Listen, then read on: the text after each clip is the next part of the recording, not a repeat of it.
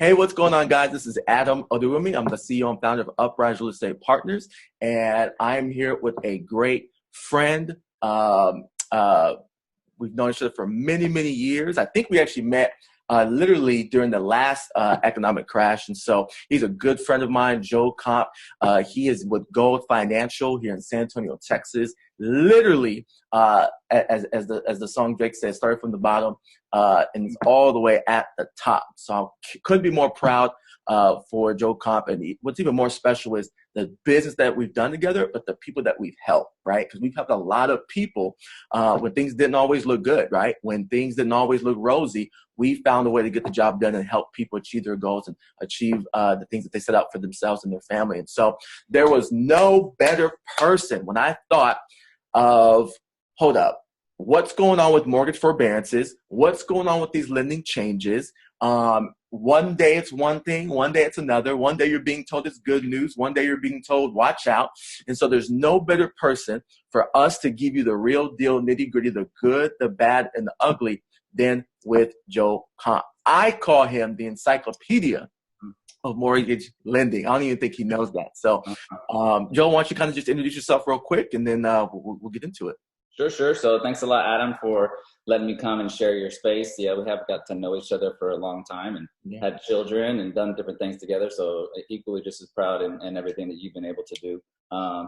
I am Joel Comp. I am a loan officer. I've been in the mortgage business since 2001. I did start off as a receptionist, so I've carried every single role within the company. I'm now the division president, but I still get to help people get the money they need to put the loans together to buy the houses they want. And so it's really, really something that I'm very proud of. I'm very passionate for.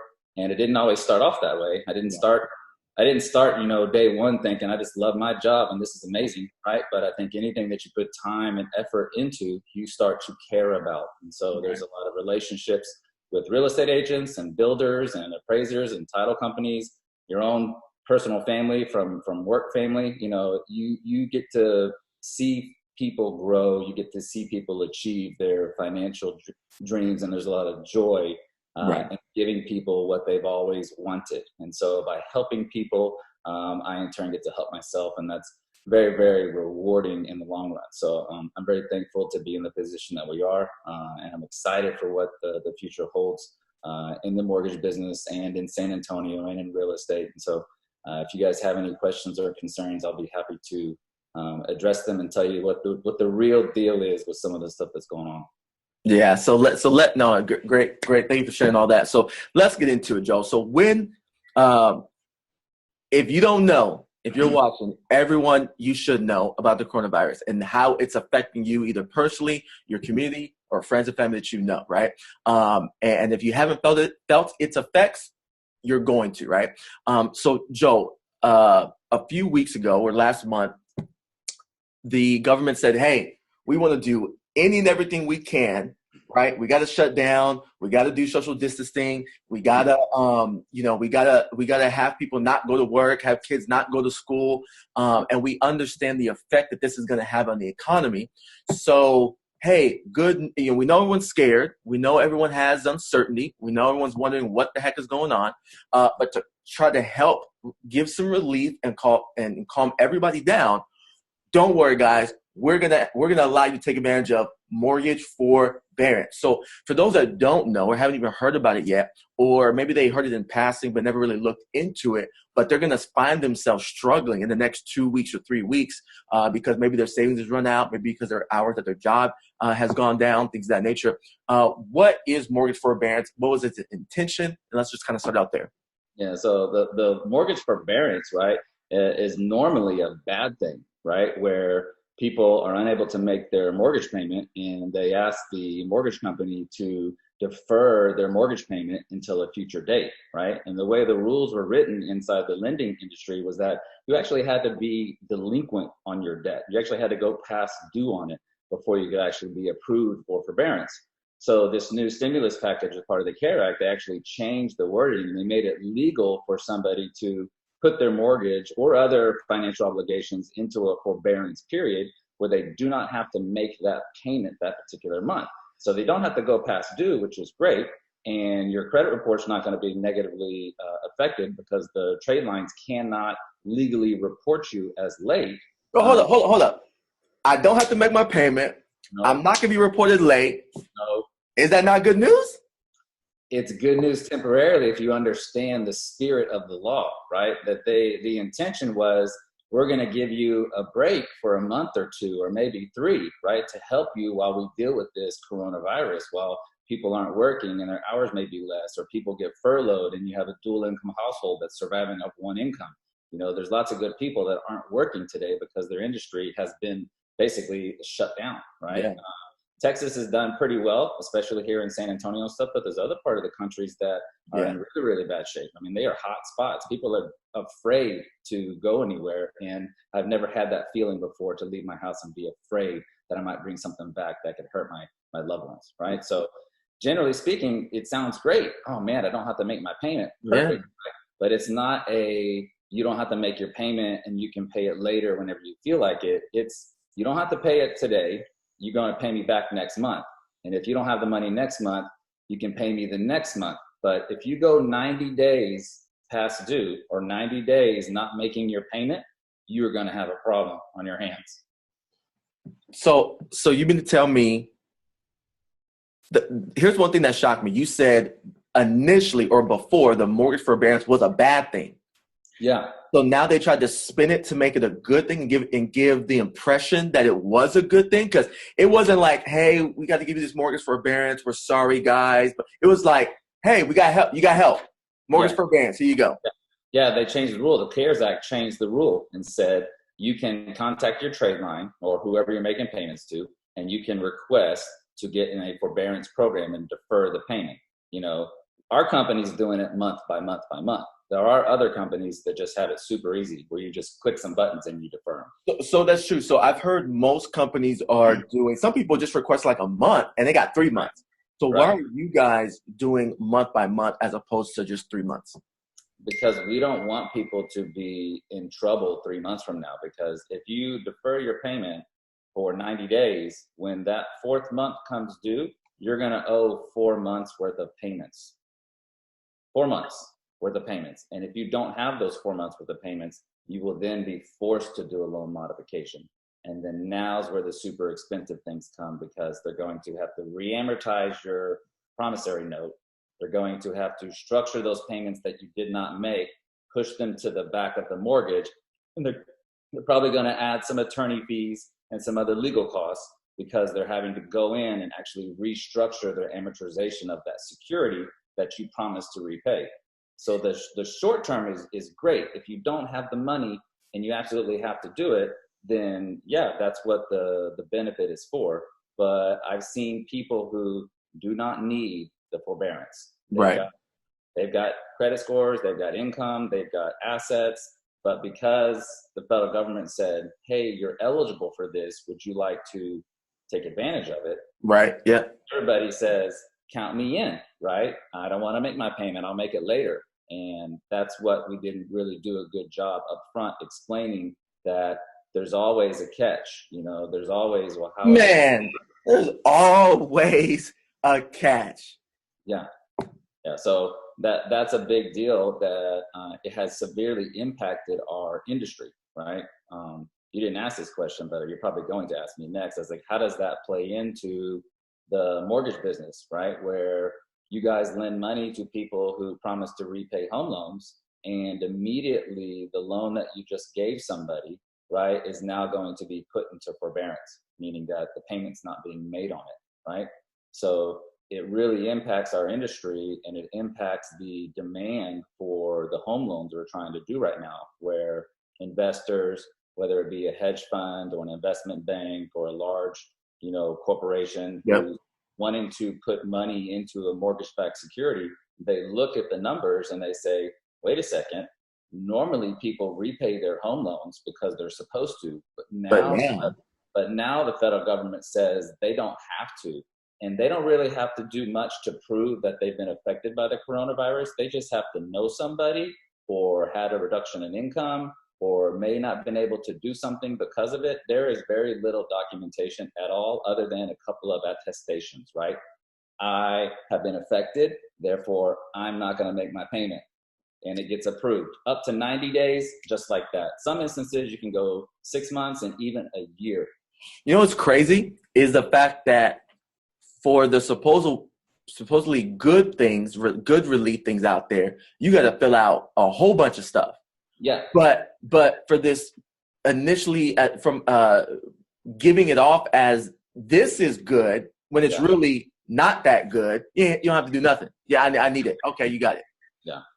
That sucks. So let's go back. So from my understanding, for someone, because we need to talk about, because those of you who've been on Facebook, other social media, all the news, everyone just says the bad. But remember, we're talking about the good, the bad, and the ugly, right? So we want to come up with solutions for people, right? There may be some people, Joe, and you can tell me if there's not, there may be some people that actually need mortgage forbearance, or else they're going to have even worse consequences, right? So what I'm hearing from yourself and other banks is when someone goes into mortgage forbearance, the bank is telling them that they'll discuss it later, which already sounds bad.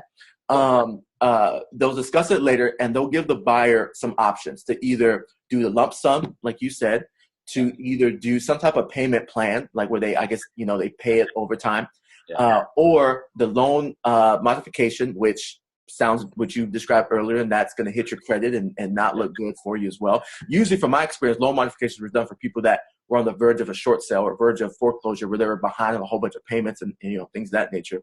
And then fourth, deferring the payment to the end of the loan. And so what's interesting, I heard like 2 weeks ago, and this is the reason why I wanted to talk to you. 2 weeks ago, or 2-3 weeks ago, I heard banks were saying, yes, you can do that. And then all of a sudden now they're saying, oh, we'll talk about it later. Almost to me, like they're going to take that away. Yeah. Once the buyer has no leverage, because you're behind 3 months already, or 4 months or 2 months or whatever, you have no leverage, right? Yeah. The bank has you really, like upside down over the toilet, right? Dunking your head in the water. And they can pretty much say, here's a discussion. Your only option is this. What are you going to do? No, I want the other option. No, right? What's your opinion on that? Yeah. So they initially said, you'll just push it to the end of the mortgage, which makes a lot of sense if you say it real fast, right? But the truth is, it can't just push the payment to the end of the mortgage, right? Because it's a security. It's a debt that's been promised to be repaid, and it's been securitized to meet certain agency guidelines. That loan is maturing at a certain date, period.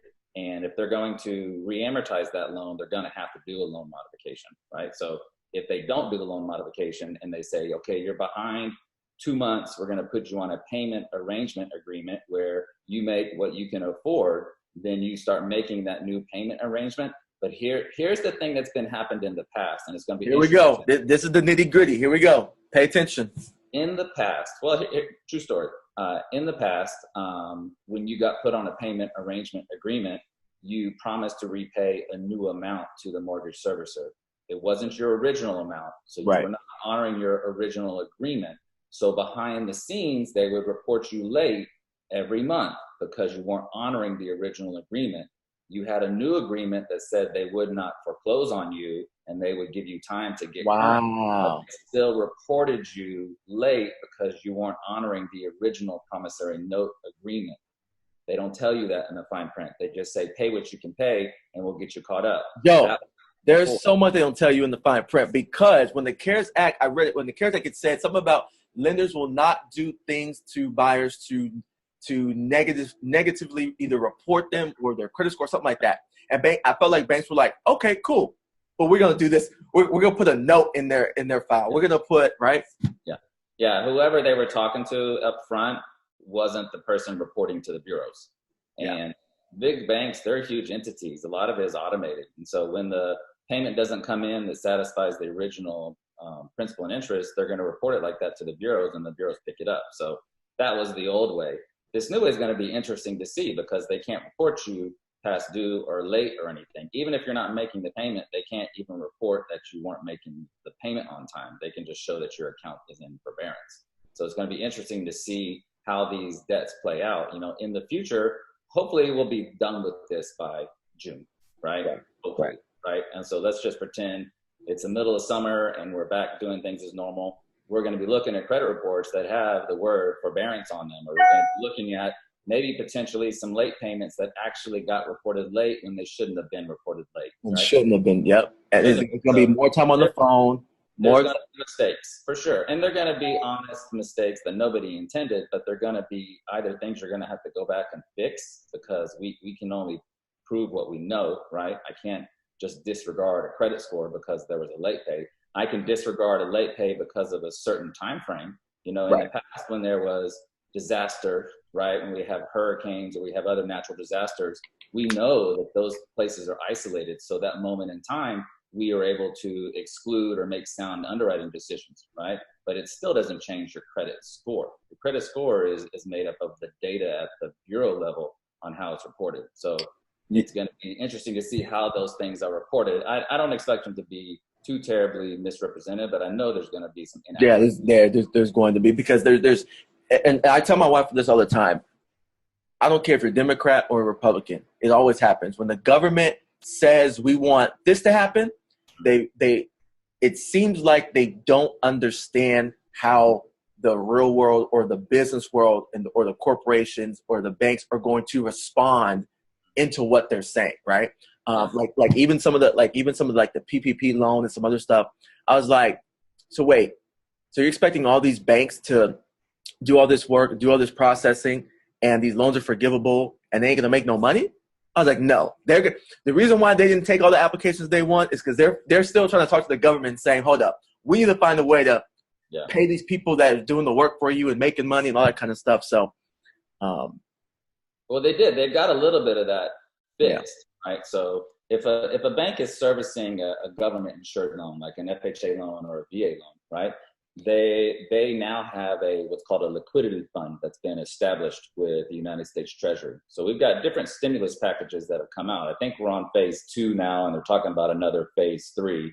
Part of phase 2 set up an actual account. So if I'm a mortgage servicer, which I am, right, and I'm servicing, hundreds of millions of dollars worth of loans, and those are all insured by the federal government, so they're agency loans. If the borrower let me back up.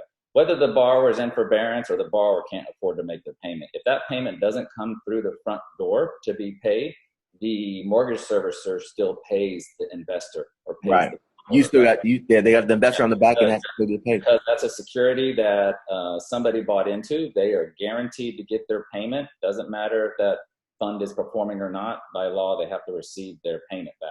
And so the mortgage servicer, that's one of the very first things they said. They said, oh, time out. You just told everybody that you don't have to make your payments. And we're probably thinking a third of Americans are probably going to take advantage of that because they need to. What happens when we start writing hundreds of $1 million checks every month to cover the principal and interest payments that come due?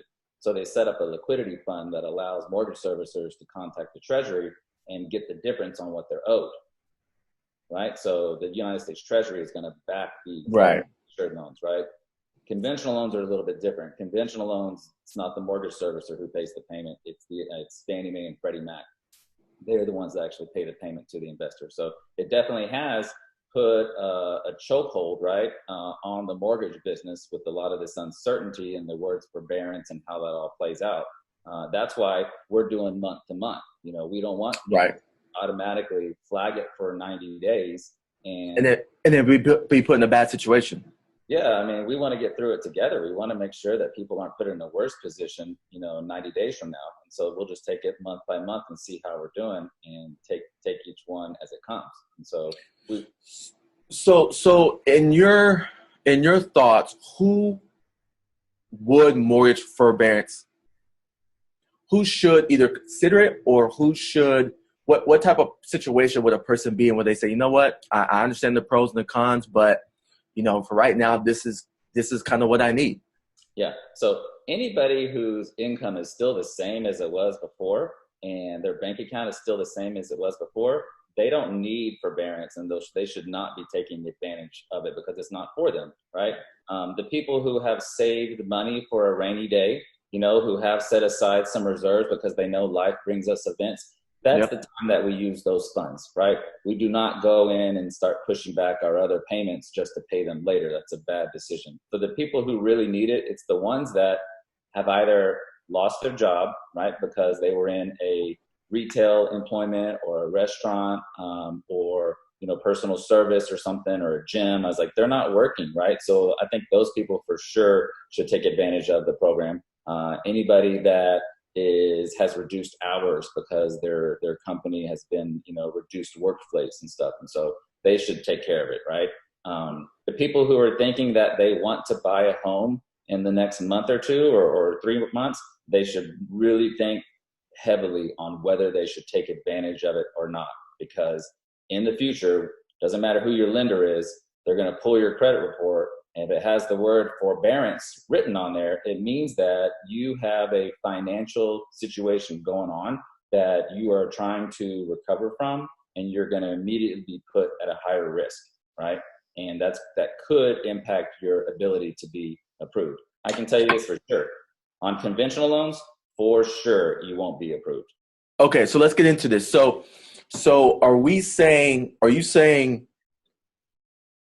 while you're trying to buy another home, when you apply for a mortgage, if the lender sees that you have a property that's currently in forbearance, that they'll obviously look at that negatively? Because I would imagine that, because you're essentially saying, I can't afford the payments on my house, but I want to buy another house. So that doesn't make sense. Mm-hmm.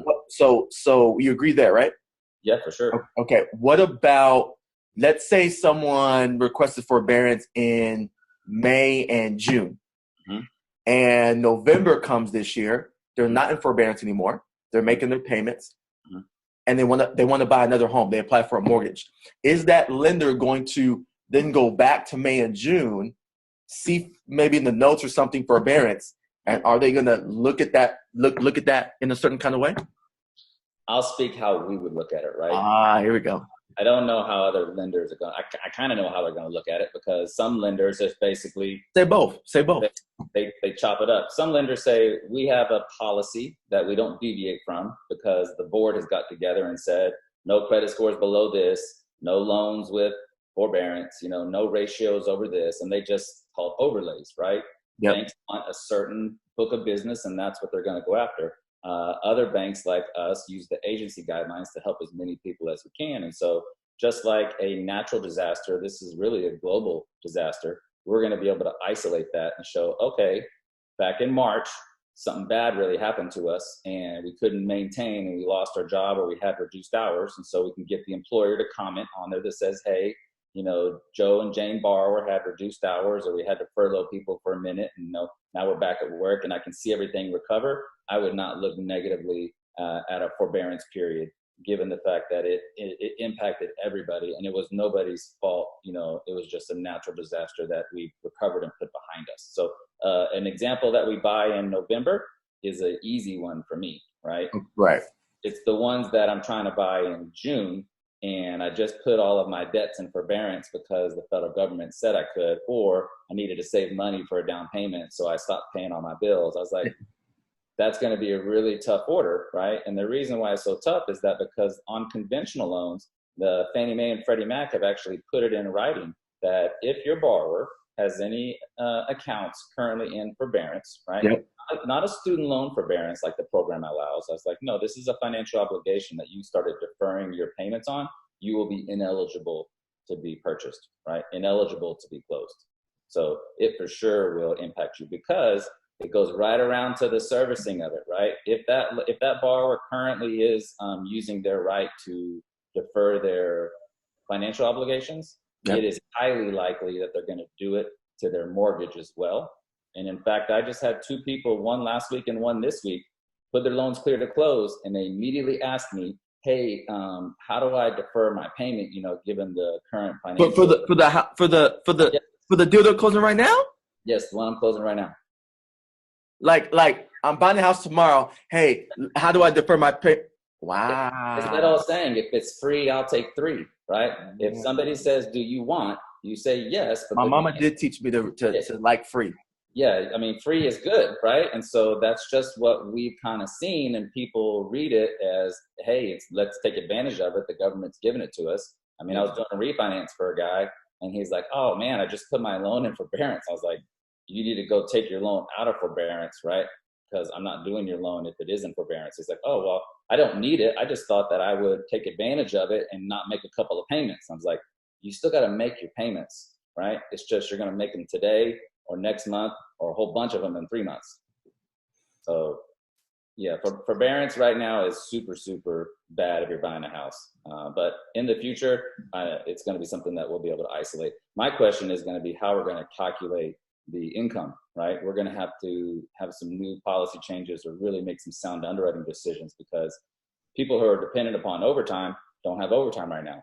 You know, people who are dependent upon additional shifts because of flag hours, they don't have those additional shifts. The work is not there, right? And so any additional bonus or overrides or, you know, sales type jobs, those are the ones that are suffering because they're trending down right now. Wow, that's a very good topic. So let's say people got their hours reduced, or they're not getting overtime, or they're not getting the bonuses from work that they've gotten consistently month after month after month. And let's say they filed for some unemployment to make up in the difference. How you guys, and they're looking to buy a home. Does that, you guys count that? Is that okay? Or is that no, because it's only going to last X amount of time and blah, blah, blah? Well, the unemployment we can't use in their income calculation because it's not their normal workflow. Some companies actually, you know, take people off the payroll because they're seasonal and they allow them to collect unemployment. And so in that instance, we would bring it in. But yeah, we're going to have to make some interesting calculations where we're probably going to pull those months out, right? Where I basically try to do an analysis where I average somebody's income. You know, last year and this year, I would typically, you know, just average by the number of months they've been earning it. But this is different, where it's an isolated instance that's hopefully not likely to occur again. We're going to figure this thing out and put it behind us, you know. But yeah, we're going to have to make some loan by loan, kind of case by case numbers. And that's where I think that you'll find some lenders say, no, we're not going to calculate the overtime or commission income because, you know, they haven't earned very much this year. That could be a real deal breaker for somebody, because back in February, they qualified for a $200,000 house, and now they may only qualify for $170,000. Tractor Supply, I need to go buy a Walmart. Right. So guys, essentially what we're saying is it's not free. Yes, your mom and your daddy taught you right. If it's free, like it, get it, be grateful. But this isn't free. It came across as it was free, came across as it was good, but it's not, right? So now that you know it's not free, the only ones that should be really doing the mortgage forbearance are those that truly, let's be honest, don't even have a choice, right? That's essentially what we're saying. They lost their job, they're cut down on hours, they don't have the money. It's either pay my mortgage or pay for food, right? And in those situations, you got to get food, right? So those are the ones who should be looking at it seriously, and make sure you're asking all the questions that you can, either to us, send us messages, or reach out to us, and also talk with your lender, right? But talk to other people besides your lender, because like Joe and I were saying, sometimes they're just going to tell you what they know, or like Joe was saying, the person you're talking on the phone with isn't actually the person that's making the policy changes and decisions for the bank and things of that nature.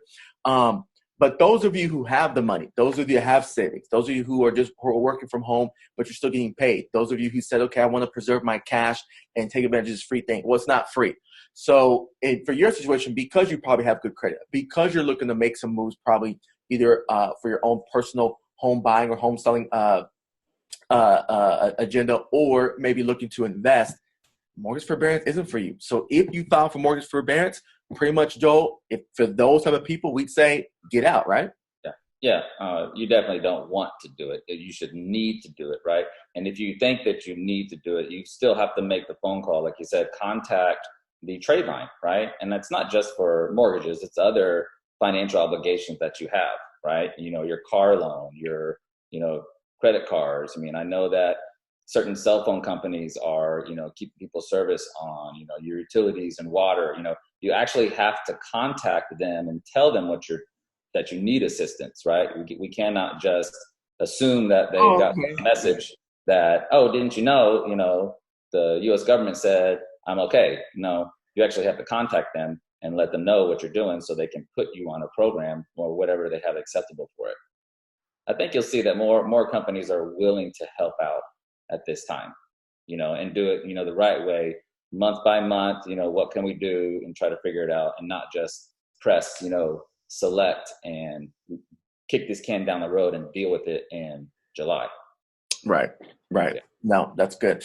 Cool. So let's shift gears just a little bit. For those buyers, right? So we're seeing two types of buyers right now. We're seeing buyers who they listened to us within the last year, 2 years. They had a whole bunch of equity in the property. We told them that things are kind of plateauing. So they sold the property, got their equity out, right? And now they have that money. Now they're ready to, buy another home. So what are some, things that have been a whirlwind over the last 4 weeks in terms of people, the mortgage industry and people buying homes, whether it be interest rates, closing costs, do I need a 600? Can I do it with the 600? Do I need a 700? Chase said I got to put 20% down. Are we going back to 1950 where everything's putting 20% down? So why don't we speak a little bit to those buyers who are going to be buying homes, let's say the second half of this year, and kind of give them some insight as far as how they may need to navigate during these times. Yeah, so I think the second half of this year is going to be back on track. I think we're going to come out of this and we're just going to light it up, right, and catch right back where we were. But like you said, there are some banks. I mean, Chase is a huge bank, right? And they basically said, we're out. We're not doing any loans. We're going to do conventional loans only. You got to have a 700 credit score and you better be putting 20% down. That is rough, right? There's not many buyers that have that capacity to do so. And I would almost argue you probably don't necessarily want to put that much money into your house at first anyways, considering that you might have other debt that you would benefit by paying off, right? So it's not something that you actually want to do. I think we're going to be right back to where we were like in February, So if you do not have to buy right now, I mean, you probably hate me for saying this. I would probably say you don't have to, right? If a Coke cost $1 last month and now it costs $5, do I really want to be spending my money on a Coke, right? Would I wait or would I get something different? And that's kind of where we are. The fact that there's a lot of uncertainty in mortgage-backed securities with forbearance, one being an issue, right? But then you deal with unemployment, right? So you don't actually have jobs. Then you deal with the fact that rates were so good at the end of February, very beginning of March, that a ton of loans were actually put together. We have more loans mostly on the refinance side. Yeah, on the we doubled it up. We had as many purchases as refinances going, right? Which is unheard of. Yeah. Never ever have we put that many loans. And that was like a week. That's like a week and a half. No. Any good lender will be looking at their pipeline saying, hey, I'm doing a good job. I'm looking at your loan. Doesn't look like we need to refinance. But if the rates get to a certain point, we're going to want to do it. So when the rates got down to 3%, 2.875 on a 30-year, that's almost free money, right? And so literally people who bought, May of last year were able to refinance, drop at least a point, maybe more off their interest rate and save several $100s a month. So it was a no-brainer win-win. But problem was we put too many loans into the system. Right. Which is crazy. It's like, what do you mean? It's like we have too many loans trying to be originated, closed, and securitized, right? And not enough money to fund them all. Not enough cash money to back it up. No, we got too much supply, not enough demand, right? And it was a perfect storm where normally if you have a bunch of loans coming through, you think, well, great, I'm just going to, staff up and we'll handle them. But not when you see the writing on the wall that right. As long as the people on the back end are cool putting the cash into the pot, it can keep moving forward. But as soon as they get nervous or scared as far as what's going to happen and they start restricting their cash, putting in the pot, and it starts drying up. Yeah, so it dries up. There's the only entity that's really been buying mortgage-backed securities lately is the federal government, right? That was part of the first stimulus package where they were buying mortgage-backed securities, whether they were new loans that were being securitized or from other people who needed to sell, right? So stock market taking a beating, right? And so people have lost money and taken money out. In this particular uncertain time, it is most beneficial to have cash. And so corporations, hedge funds, investment bankers, they've been selling their investments and getting liquid so they can afford to make the financial obligations and make the necessary decisions that are coming currently for them, right? So they got out. Nobody's buying loans, right? So pretty much anybody who is not able to sell loans directly to the agency, right, has raised their credit score requirements. So Right. Chase obviously can sell straight to the agencies, but they typically don't. They hold their stuff just like Wells Fargo and other big banks do. But some of your other lenders that started pushing their minimum score requirements up, it's twofold. It's one, they're reducing their risk because there is a statistic link. They want a stronger buyer. Yeah, they say if you have higher scores, you probably have some money in the bank or have additional debts and your income is more stable. So we're going to take those higher credit scores. But it's actually deeper than that. If you don't have the ability to transfer or sell your loans directly to the agency, well, that means you're limited to whatever bank you sell to. And the warehouse banks that lenders use to fund loans, right, they also see this and they won't allow you to put a loan on that line and borrow that money to finance it if it doesn't meet certain requirements. So you end up with credit score restrictions, you end up with down payment assistance restrictions. That went away pretty much. Yeah, I mean, they're still there, but any company doing them is really putting themselves at a risk for it. I mean, there are certain programs, the specialty programs, they write it in their agreements. In the fine print, right, it says, when we purchase this loan from you, in the future, if the borrower puts their payment into forbearance, we're going to give you that loan back. And so the forbearance word comes in again with your specialty products. So a lot of your lenders don't want to do the specialty products because of the additional risk, because the government just said, go ahead and put your account into forbearance and you're good to go. Yeah, they want to originate the loan, pass it off, get their money, move on. They don't want to have to get that loan back and have to fork over some money back.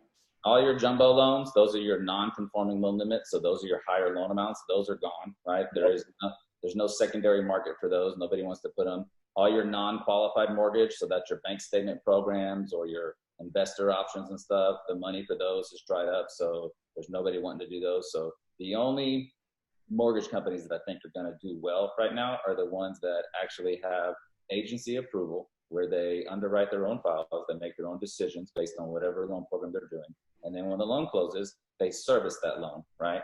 And then they sell it to the agency that's going to meet the requirements for it. So thankfully, our company is one of those that has those. So we're still doing your VA loans with, lower credit scores, your FHA loans, below 680s. But I will tell you this, it has gotten to be really expensive. Back to that analogy, if it used to cost $1 to get an FHA loan, but now it costs $5 to get an FHA loan. Do I really want to get one, right? Or do I want to wait until the market settles back down a little bit, everybody gets back to work, there's some more faith in the industry and the markets, and they can really tell where rates are going to go. We don't know if rates are going to go up or they're going to go down, but right now they're low. I mean, they're super, super low. They're super low. Yeah, their rate is great. The problem we just had a buyer. She said she went down from a 3.7 to like a 3.2. Mm-hmm. Yeah, but she has a good score. Yeah, you'll have a great rate even if you don't have a score. See, the problem is that in the future we think rates are going to be where they are now, right? And so we can't offer somebody a higher interest rate to help cover the cost. Like generally speaking, anything that's of a higher risk normally has a higher interest rate because of the costs associated with it.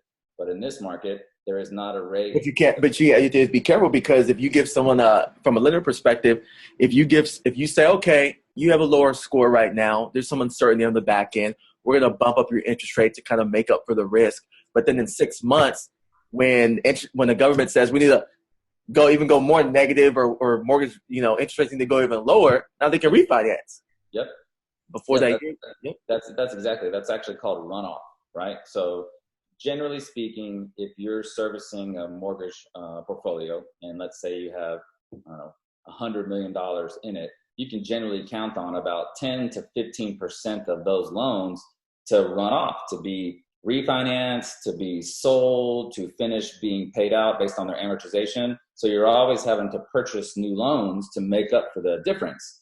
When you got a refinance boom going on, you can expect about 30% runoff, right? So it's a really, really big problem.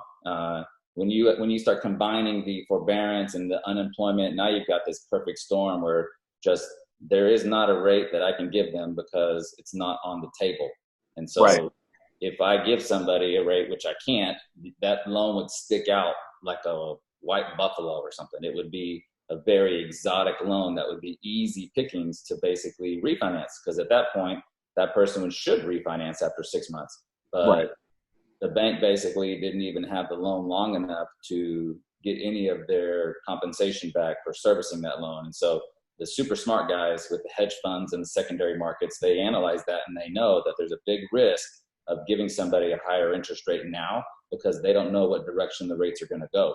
If they were going up or they were going down, it would be a much more stable market. But it literally is like this right now. It's pins and needles every day. Something new's come in. Every single week. And this is why, guys, I tell y'all, do not just listen to your uncle. Don't just listen to what your mom or your daddy said. Don't just listen to what your friend that's in real estate said. Ask questions.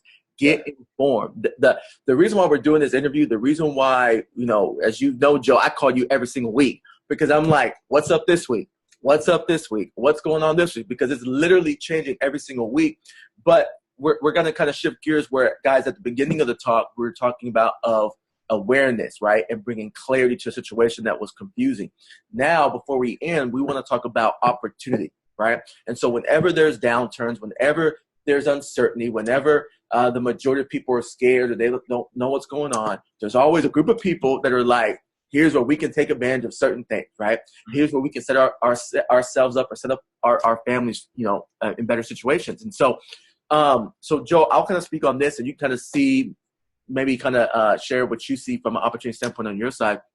What we're seeing is buyers and what we're advising, kind of go back to what you said.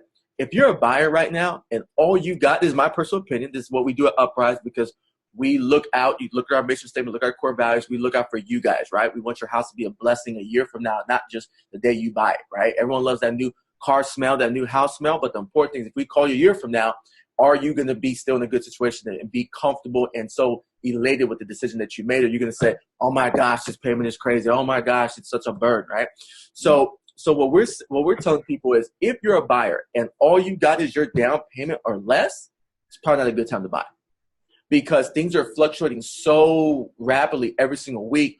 Rates may go up, interest rates may go up or down, closing costs may go up or down. The bank may raise their origination fee. Like you don't know what's going on. So you need more cash to carry you through a deal and not get to the end and be like, I don't have enough money, right?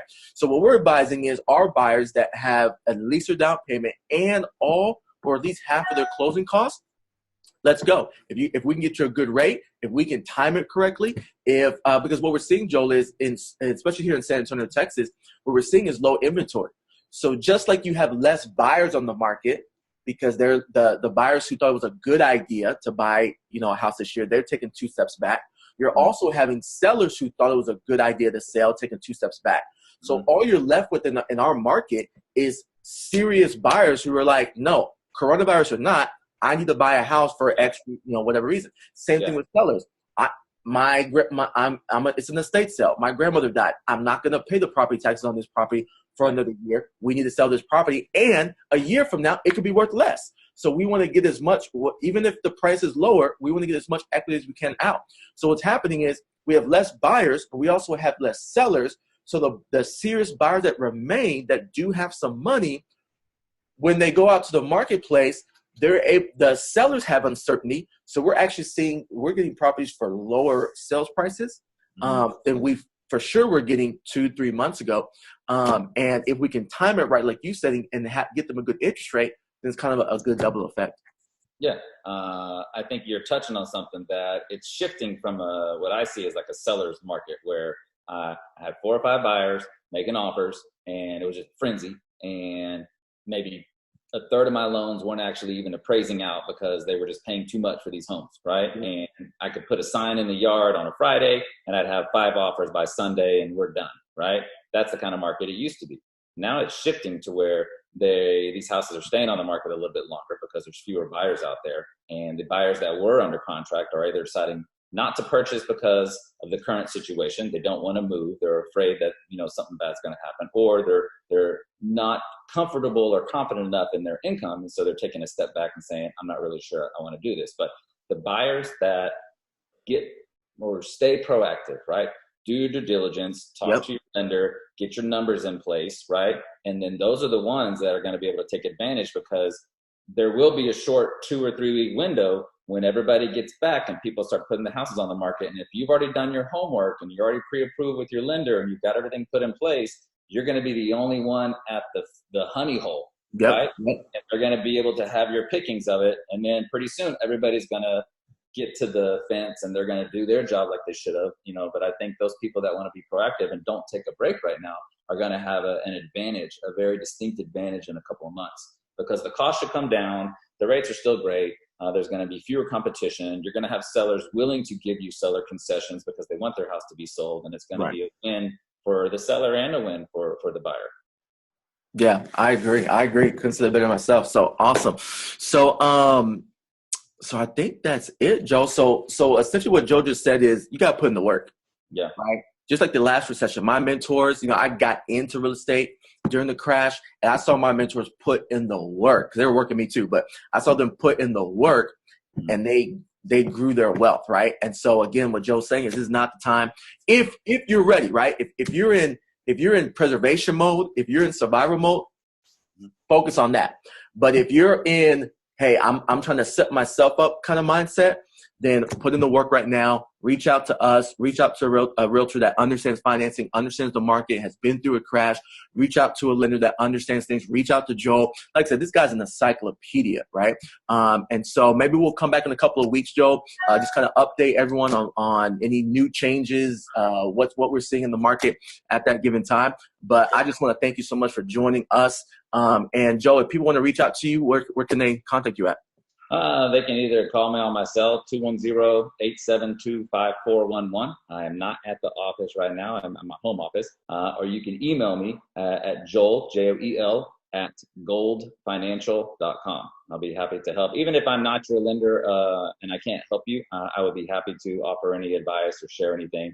We've got a new thing that we're doing for people in this time so they can really take advantage of their money. I think everybody started to look at their budget, looking at their expenses, figuring out where they can cut back, and really understanding the numbers. And so we've got a new package that we started sending out every week that gives you actual informational analytics about your particular purchase power, so your sales price or your loan amount with your area in Bexar County, giving you information about inventory, giving you information about appreciation levels, cost of waiting. There's a lot of great data if you're looking for that information. So it's not just a feeling or what somebody said. You can look at the numbers and have that information to make a better, smarter decision for you and your family as y'all start to discuss your budgeting and what your plans are for the rest of the year. No, that's awesome. That's awesome. And so, guys, again, my name is Adam, the CEO and founder of Uprise Real Estate Partners. We're based here in Central Texas, and our two main core values are honor and family. And so we're about educating you guys. We're about giving you the good, again, the bad, and the ugly, and figuring out whatever situation you're in, whether you're in survival mode or whether you're in, hey, how do I get ahead mode? We want to help you guys figure out where the landmines are, how to avoid them, and get to the other side. So hope this is good for you guys. Reach out to us if you have any questions. Joel, thank you so much. And we'll talk to you guys soon. All right, guys. Have a great day.